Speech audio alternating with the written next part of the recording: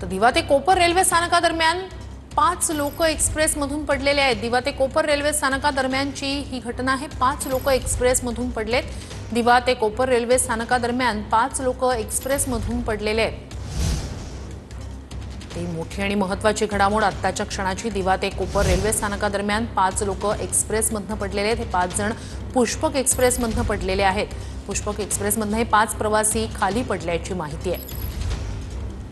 दिवा ते कोपर रेल्वे स्थानकादरम्यानची ही घटना आहे। 5 प्रवासी एक पुष्पक एक्सप्रेसमधून खाली पडल्याची माहिती आहे। दिवा ते कोपर रेल्वे स्थानकादरम्यानची ही घटना आहे। पुष्पक एक्सप्रेसमधून 5 प्रवासी खाली पडले।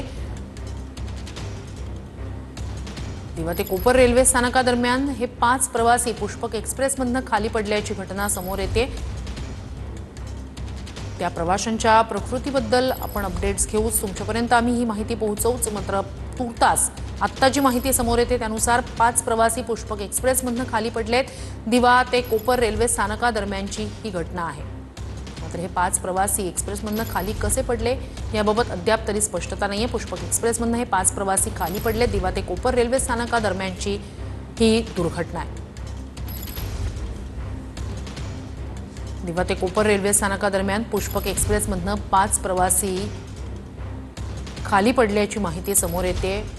रेल्वे रुळांवर प्रवासी पडले, मात्र ते 5ही जण रेल्वे एक्सप्रेसमधून खाली कसे पडले याबद्दल अद्याप स्पष्टता नाहीये। त्यांच्या प्रकृतीबद्दल, त्यांना या सगळ्यात किती लागलंय, मार लागलेला आहे याबद्दलची आत्ता तरी माहिती नाहीये। मात्र दिवा ते कोपर रेल्वे स्थानकादरम्यान पुष्पक एक्सप्रेसमधून 5 प्रवासी खाली पडल्याची माहिती समोर येते।